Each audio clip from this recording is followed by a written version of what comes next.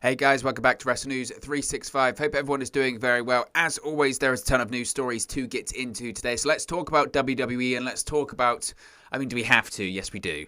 Yes, talk about Monday Night Raw. Let's talk about Karrion Kross. Because reportedly, even though he did win this past week on Monday Night Raw against Keith Lee, and we're going to get to that, because don't even get me started on all of that kind of stuff. Reportedly, WWE did indeed have plans for Karrion Kross to once again lose this week on Monday Night Raw. Yes, Karrion Kross, after losing his debut match last week on Monday Night Raw against Jeff Hardy, was planned to lose once again, 2 weeks in a row. The same guy that had not lost for over a year since he had signed with WWE in NXT, had one of the more impressive undefeated streaks in recent WWE history, up there with the likes of, Asuka, etc. Karrion Kross had the same kind of thing. He lost his debut match on Raw, and he was going to lose this week as well, had plans not changed because of Jeff Hardy. Now, WWE NXT Champion Karrion Kross was reportedly scheduled to lose against Jeff Hardy on this week's Monday Night Raw from Kansas City. Now, as previously noted, Hardy versus Kross in a non-title rematch from the week before was scheduled to take place on Monday Night Raw this week, but it was cancelled due to Jeff Hardy being pulled from the road after testing positive for COVID-19. Now, Kross ended up facing Keith Lee instead, who of course returned last week, and he did indeed defeat Keith Lee as he did in NXT, this time via submission. Now, in an update, the original plan for this week's edition of Raw was for Jeff Hardy to once again defeat the NXT champion for a second week in a row. This is according to a report by Fightful Select, which of course is their Patreon service. Be sure to check that out. Now, there's no word yet on a specific creative direction for Kross after the second straight loss to Hardy, but reportedly several members of the WWE creative team and even more members of the WWE roster were said to be baffled by the idea of Kross losing once, let alone 2 times in a row for the second straight week. Now, as previously reported, that Kross's first loss to Hardy led to shock within WWE, and the same went for fans and wrestlers on social media too. The disappointment among fans led for NXT actually having to retape a segment last week as they with Karrion Kross during the NXT tapings because the fans were chanting Jeff Hardy's name so loudly. Now, Karrion Kross cut a promo last night, or rather this week on Raw. It's just time. And warned Jeff Hardy that their feud is not over by a long shot. So, where do you begin? Honestly, where do you begin with that? Realistically, where on earth do you begin with that?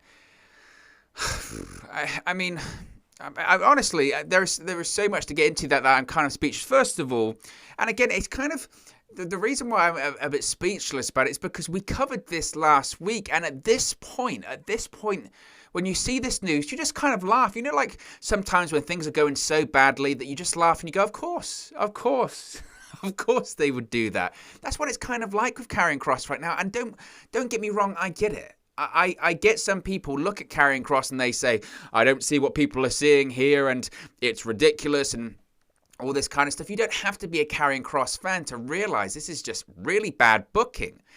And I think the biggest thing to come out of all of this isn't just WWE's obvious view as NXT as developmental. Vince McMahon, Bruce Pritchard, those senior executives, they could care less. They could care less about NXT. And case in point is Karrion Kross booking on Raw. That's case in point. But one of the bigger things for me coming out of this whole Karrion Kross booking and Keith Lee, of course, returning last week, losing to Bobby Lashley, and now losing to Karrion Kross is this weird pocket of justifiers on social media. That's what I don't get out of all of this.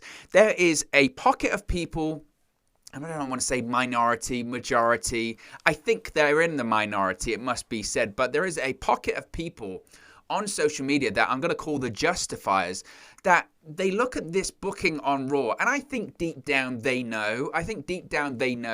It's bad, or they know it's stupid, or they know it's illogical, but for whatever reason, whether it's blind loyalty, whether it's just a desire to go against the grain, or a desire to get people's attention, or a desire to hit back at critics or naysayers of WWE and poor booking or whatever, they'll go to great lengths. I mean, great lengths to justify bizarre or bad or poor booking or bad television or bad writing or bad promos. They will go out of their way to justify. I have seen so many bizarre, illogical, and dumb arguments for why Karrion Kross losing 2 weeks in a row after being undefeated for over a year in NXT is a good thing. They're illogical. That's the problem. They're just completely illogical. Well, it makes me more interested in Karrion Kross. It gives Karrion Kross a story on Monday Night Raw. It's got nothing to do with NXT, even though he's the NXT champion. It makes Jeff Hardy look good. It reestablishes Jeff Hardy. Jeff Hardy's a former world champion. Losing to Jeff Hardy isn't a big deal. It's just so dumb. And you read these justifications and you look at it and go, that is such a stretch. I mean, what I saw was about, comparing people from the Attitude Era, comparing it, going, well, you wouldn't be complaining about mid-carders in the Attitude Era that went on to become well-established main eventers. And you're going, that is just comparing apples to oranges at this point. The reach and the lengths that people will go to justify bad booking is bizarre. Absolutely bizarre. Same with Keith Lee. Keith Lee returned last week against Bobby Lashley. Yes, he lost. He shouldn't be defeating the WWE champion. But then realistically, you would go, but why is he even being booked against the WWE champion? If you actually thought a little bit ahead of time, you would say, wait a minute. After SummerSlam's come and gone, and Goldberg's gone home, and all of these other names that have come back, they've gone home, Bobby Lashley still needs opponents. An opponent such as Keith Lee. Keith Lee can be a credible WWE championship opponent for Bobby Lashley. So why would you bring Keith Lee back in his first match against the champion, lose decisively, very decisively, when you got Corey Graves on commentary going, they should stop the match now, they should do this, they should do that. Why would you have him lose that match? Why would you book him in that match? Why would you even do the booking in the first place? Why would you do the match and set Keith Lee up to fail? Because by the time September, October runs around, you're going to be looking for opponents again, and Vince McMahon's going, we just don't have any credible challengers. I wonder why. And it's the same this week. There had to be a loser. I've seen that justification as well. Well, there had to be a loser. If it was a no contest or a disqualification, people would be complaining about that. Don't book the match. It's as simple as that. Don't make the match. And again, it's those illogical, I don't know, absolutes. So people are going, well, there has to be a winner or a loser. There doesn't have to be a match. There doesn't have to be a Karrion Kross versus Keith Lee match. And they'll go, but Karrion Kross won anyway, and you're still complaining. And it's like, yes, because the plan was for him to lose again. And if Jeff Hardy hadn't contracted COVID, he would have lost again. Again, a guy that was undefeated for over a year. He's still the NXT champion. He is the best that NXT has right now. He's defeated everyone on the NXT roster, whether that is Adam Cole, Johnny Gargano, Keith Lee when he was there, Tommaso Ciampa, Damian Priest. The list goes on and on and on of all of these names that Karrion Kross has defeated. And they have done their utmost best to put this guy over, make him look like $1 million, and he loses 2 weeks in a row to Jeff Hardy. If I'm NXT, my head's exploding. If I'm people on the NXT roster, I'm going, I don't want to go to Raw SmackDown because I don't have a chance. And again, this weird justification of let the story play out. There's something longer at play here. Come on. You know that's not the case. WWE, they don't even go week to week. Previously, the criticism was that the creative, it's just week to week creative. And they're deciding what they're going to do 1 week to the next week, and they don't have any long-term planning. They don't even go week to week anymore. They go hour to hour. So many times we have seen these reports over the last couple of years of Monday Night Raw. The first hour's on television. They are live on the air and they're still writing the second and third hour. This is the criticism of WCW in 2000 and 2001. And WWE likes to tell everyone about how crazy and how chaotic and how bad that company was at that period of time. But now, suddenly, because it's Monday Night Raw, and because WWE is $1 billion publicly traded company, that's fine. It's nuts. It's absolutely nuts. And I don't get the justification. I really don't get the lengths that people are going to justify some of this. And it's just, like I said at the start, once you saw this news that Karrion Kross was meant to lose again, you go, of course he was. Of course he was. And I don't want to be one of those people that, speculates. I don't want to be he's being buried or anything like that. But you have to wonder, knowing how that company works, knowing how, political it is backstage in that company, you have to wonder, who on earth has Karrion Kross annoyed? Or who on earth has Keith Lee annoyed? Or Vince McMahon? Because that will be the report now. A report will probably come out next couple of weeks. Vince McMahon doesn't see Karrion Kross as a star. Vince McMahon doesn't see Keith Lee as a star. We'll see it. We will see it because that's the pattern. That's the pattern. And if you're a WWE fan or a pro wrestling fan for long enough, you see these patterns time and time and time again. And it's the same pattern. And I don't get it. It's illogical, completely illogical. Now, speaking of NXT, of course, NXT was taped last night. It was on Sci-Fi, and it saw the official announcement that Samoa Joe is set to return to the ring at NXT TakeOver 36. Last night on NXT on Sci-Fi, saw Samoa Joe hand in his resignation to NXT General Manager William Regal, ending his run as the special enforcer to the General Manager. This comes, of course, after Samoa Joe returned to NXT on June 15 to work in the authority figure position. The storyline was, of course, that William Regal brought back Joe under two conditions. He was no longer an NXT star on the active roster, and he could only get physical with the NXT roster if he was provoked. Now, of course, Samoa Joe was provoked previously by Karrion Kross. After weeks of tension between the two NXT stars, the NXT champion, who was meant to lose again on Raw this week, retained his championship over Johnny Gargano and then attacked Samoa Joe. He then, on the following week, attacked William Regal. So last night on NXT saw William Regal accept Samoa Joe's resignation, reinstate him as an active competitor to the NXT roster, and make a Samoa Joe versus Karrion Kross NXT Championship match official for NXT TakeOver 36 on Sunday, August 22nd during SummerSlam weekend. Now, of course, this is monumental because it's Samoa Joe's first match since teaming with the Viking Raiders and Kevin Owens for an 8-man tag team loss to AOP, Murphy, and Seth Rollins on the February 10, 2020 edition of Monday Night Raw. What is crazy about that, saying that it's Joe's first match in about 18 months, it'll be Joe's first match in about 18 months, is that his opponents that he was facing that night, AOP and Murphy, they're no longer with the company. That's how long ago it was. So obviously this was out there because this was taped last week, so people knew that this was going to happen. But it doesn't change that it's still a big deal. Samoa Joe is back. He's back as an active competitor. I think the most likely scenario, obviously, is that he beats Karrion Kross. And then Karrion Kross, unfortunately for him, makes his official transition to the main roster position. Everyone wants to see Samoa Joe working, even though how great of a commentator and how great of a guy on the mic and an authority figure he is. Everyone wants to see Samoa Joe wrestling in the ring. So the fact that he's been cleared and the fact he's back is great. My discussion point, I suppose, would be is how long does he stay in NXT? Because surely, with all that WWE needs right now, and they're bringing up these NXT talents and they're bringing back people like Finn Balor to SmackDown and to the main roster, how long is it before Vince McMahon says, well, Joe is cleared, I want him back on the main roster? Now, maybe, obviously with Samoa Joe being released and then coming back, maybe his deal is different with WWE now. Maybe it's just exclusive to NXT.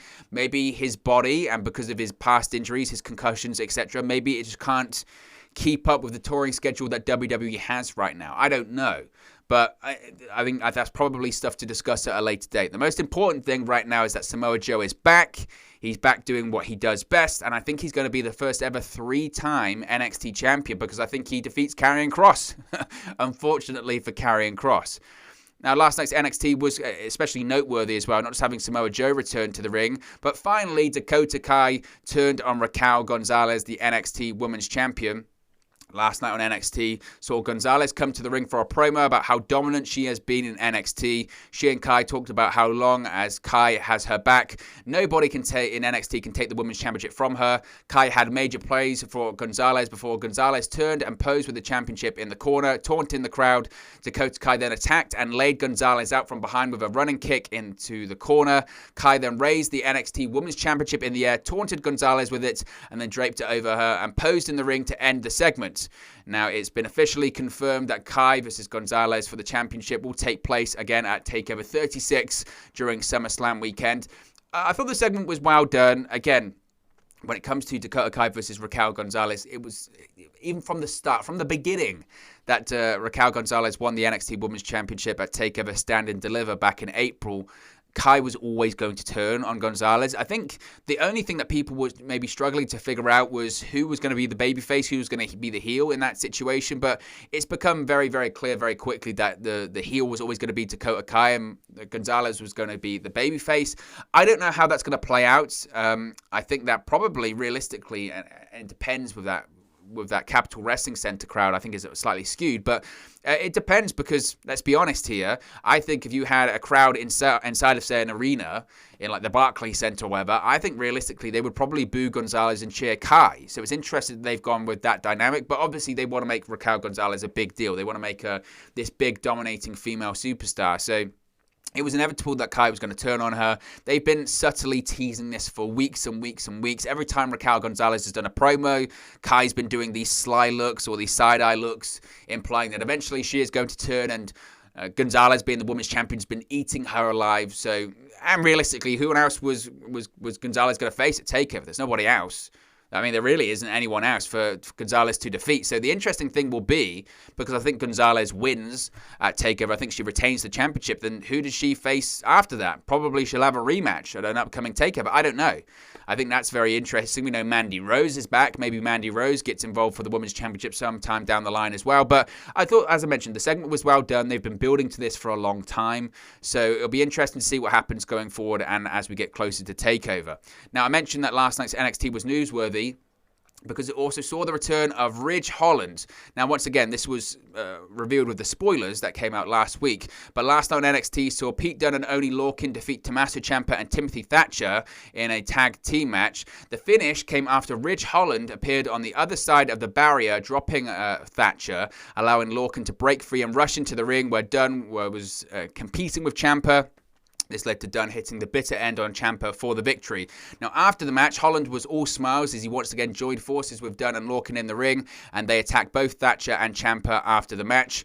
Now, Ridge Holland, of course, has been out of action since suffering a leg injury, multiple leg injuries, and one of the most gruesome injuries in modern wrestling in the last sort of 10 or 15 years that you will see. It was described as by Holland as a freak accident. It happened during the October 7, 2020 edition of NXT. Now, Holland, who suffered the injuries whilst catching then NXT Tag Team Champion Lorcan, underwent surgery the next day, and the injury that he suffered, the fact that he's back now, and he suffered that injury in October, is astounding. Listen to the injuries that he suffered during that freak accident as he described it. He suffered a left ankle dislocation and fracture, a right knee patella dislocation, and a patella tendon rupture. The knee dislocation was put back into place at ringside. The ankle dislocation was put back into place at the emergency room, and that is an injury that can end a career. I mean, it reminded me of Psycho Sid Vicious in WCW. I mean, it was just as graphic as that. We didn't really see it on television, but if you've seen some of the photos, I mean, it is graphic, really, really graphic.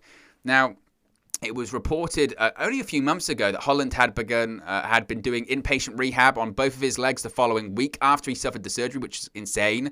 It was reported, as I mentioned a couple of weeks ago, that Holland was working very, very hard on getting cleared and had been training at the Performance Center.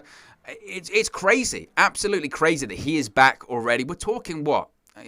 October to December's 2 months, well, 7, so like 9 months. The fact that he's back in under a year, comfortably under a year from those injuries, is nuts. Absolutely insane. That is a testament to his recovery, his dedication. You have to give him so much credit for that. Really so much credit. And reportedly, when Ridge Holland got injured, WWE officials were very, very high on him. And I think, if anything, the way that he's been able to return so quickly have probably just increased that. They've looked at this guy and go, man, this guy is dedicated, he's passionate. If he can really get it going in the ring, we've seen little bits of him, NXT UK, NXT, then he's going to be a major star for WWE. And just, credit for him to getting back so quickly, and he looks great. So it's a real success story there. So credit to him. Now, switching gears here, let's talk about Randy Orton, because Randy Orton, of course, has been absent since the June 21 edition of Monday Night Raw, where he lost a singles match to John Morrison. But Orton reportedly is advertised to return to WWE action this coming weekend. It was announced after Orton's absence by Adam Pearce and Sonya Deville that Orton was unable to compete in the second chance Money in the Bank qualifier due to circumstances out of their control, but no reason was given. Now, it was revealed last week that Orton has been on WWE's disabled/inactive list whilst away from television, but there's no word yet on as to why that is. But in an update, Randy Orton is advertised for Saturday's non-televised WWE Super Show live event in Milwaukee and Sunday's Super Show live event in Detroit. Now, it must be said that Orton was also advertised locally and on the WWE website events calendar to appear on Raw this week in Kansas City, but he was not there. Now, he is advertised to appear next week for Monday Night Raw from the Allstate Arena near Chicago. Again, whether or not he appears, I don't know. Reportedly, WWE does have creative plans in place for Orton and Riddle through SummerSlam, but the unforeseen circumstances of his absence required an audible to be called when it comes to this RK Bro storyline, and it was now reported that Riddle is apparently headed in another direction unless plans change and Orton returns on Raw in the next couple of weeks to continue his storyline with Riddle. So, I don't know. The report last week stated that WWE officials hoped Orton will be back in time for Monday Night Raw's in the Allstate Arena. Whether or not he is, time will only tell. There's a bit of... And I don't want to probe too deep on this one because, again, I don't think it's fair when we talk about injuries and health and all that kind of stuff. But with stuff like this, and it's the same for Bray Wyatt. It was kind of the same with Keith Lee. It's kind of the same with Randy Orton. A lot of things like this aren't necessarily being disclosed now, which of course does lead to speculation. But we have to just, they're off television for a reason, and they'll be back when they're back, unfortunately. I wouldn't read too much into Orton being advertised locally for Raw and these events over the weekend. Again, he was advertised for Raw on Monday and he wasn't there. So I know a lot of people like to read into advertisements and that kind of stuff, but personally, I wouldn't. Obviously, I think the plan at one point was to have AJ Styles in a mask versus RK Bro for SummerSlam. Now the report is that plans are kind of changing because of Orton's absence. We don't know what's wrong and when he's going to return. My hope, personally, is that he can return sooner rather than later, but time will tell when it comes to that. And once we have more information on it, obviously, we'll talk about it here on the channel. Now, let's talk about Braun Strowman, because there's been a lot of rumors recently, hasn't there, about Braun Strowman's future as of late. It's been reported that AEW does indeed have interest in signing the former Universal Champion, and he does have interest in working for AEW, but then it was reported last week that WWE has talked about possibly bringing Braun Strowman back to the company. Well, Braun Strowman took to Twitter yesterday and fueled the rumor mill about his possible decision in the future. Now, in an update, Strowman tweeted a cryptic tweet that went viral, fueling rumors and speculation among fans. He simply tweeted, quote, choices, choices, choices. Now, of course, it's very possible that Strowman's tweet had nothing to do with WWE or AEW. He's probably just trolling the fans. He's very active on social media. The Braun Strowman you saw on television and the Braun Strowman you see on social media are very different. He's very, very active, and it's obviously him tweeting, obviously him. So, I don't know. I think a lot of people, when Strowman was released in the first place, expected him to come back to WWE. The general impression of people on social media and within the company was that Strowman was on a big contract. WWE didn't want to pay him that contract, essentially. They wanted to get him to a new deal. So the way they went about that was release him, give it a couple of months, renegotiate a new deal, he'll come back for lesser money. I don't know. If I'm Braun Strowman, that would annoy me. That would piss me off. And I would say, no, I want to come back for my same contract. Whether or not he's in the position of power to do that, reportedly he's made a lot of money. He saved a lot of money. So I don't know if he will do that. If I'm Braun Strowman, I know business is business, but there would be an element of being quite bitter about that. And if AEW made me a good offer, I'd be like, well, screw you, WWE. You fired me. I'm going to go to AEW. But obviously, a lot of people are saying, well, AEW isn't a good fit for someone like Braun Strowman. He fits better into the WWE landscape. I don't really buy into that whole, he's not a good fit for AEW. I think the fact that he is so atypical of what they have there, I think is a good thing. I think the fact that this smarter fan base within AEW would hate him is a good thing if he's going to be a heel. We've just seen someone like Matt Cardona get great heat for being such a square peg in a round hole at a GCW show. Why wouldn't Braun Strowman work in that environment in AEW in the future? Personally, though, I think he'll go back to WWE. Reportedly, the reports and rumors of Daniel Bryan Danielson, and CM Punk signing with AEW has kind of forced WWE's hand about this. They realized that, AEW are stacking up their roster. Maybe we need to bring someone like Braun Strowman back off that free agent list, because if AEW signs him, that might be a damaging blow.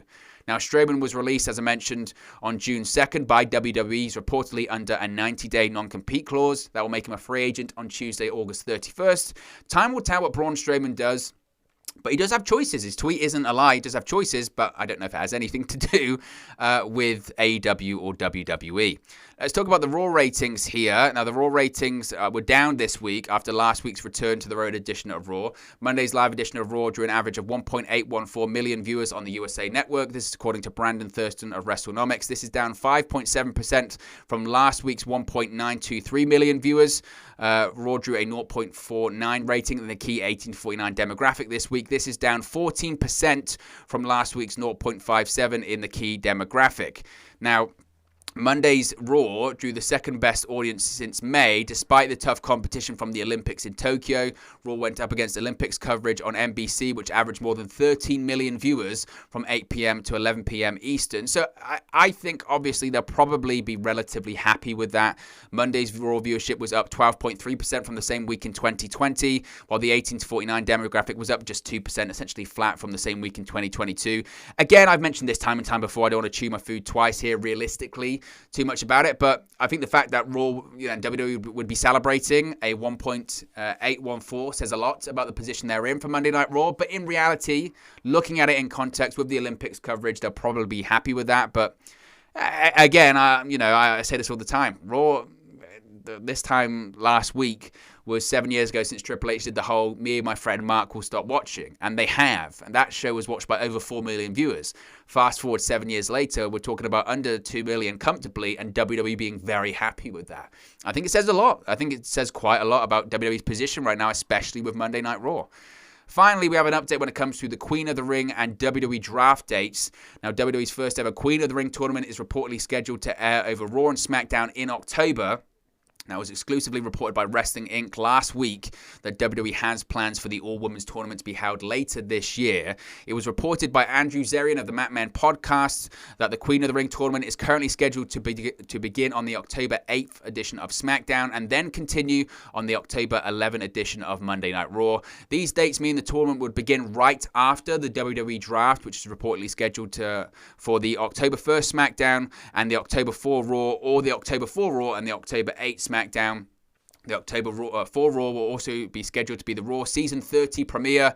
It's also likely the draft will take place on October 1 and October 4 if the tournament is beginning on October 8. So a lot of dates there, but we know that October is going to be a big month. It always is for WWE, especially in the last few years. They always do the whole season premiere after the draft and all that kind of stuff. So Queen of the Ring is happening, and it's happening at the same time as the draft, which is very exciting. But look, guys, as always, this is just one man's opinion. What are your thoughts on these WWE news stories we've spoken about today? Let me know your thoughts in the comment section below. I'll do my best to respond and reply to all of your comments. Really enjoy interacting with you guys, talking about WWE, AEW, Impact Wrestling, New Japan Pro Wrestling, all things pro wrestling here on the channel. So be sure to get involved in the community. Drop a comment below. All opinions are welcome. If you have enjoyed this video, please do smash a like on the like button too. Really just help us out here on YouTube. Go up the rankings and get into people's recommendation feeds if they haven't seen our videos previously. But most importantly, if you haven't already, please do subscribe to Wrestle News 365. You can do that by clicking the bottom right hand corner of the screen right now, or if you wait a few seconds, there'll be a subscribe button at the end of this video along with another video for you to watch. Thank you very much for watching, listening, streaming, or have you come across this video today, and I'll speak to you again very, very soon. Hey guys, thank you for watching, listening, streaming, or however you come across this video today. Be sure to click on the video on the right there to watch our next video, or click the bottom there to subscribe, or the bottom right hand corner. Thank you very much, and I'll speak to you again very soon.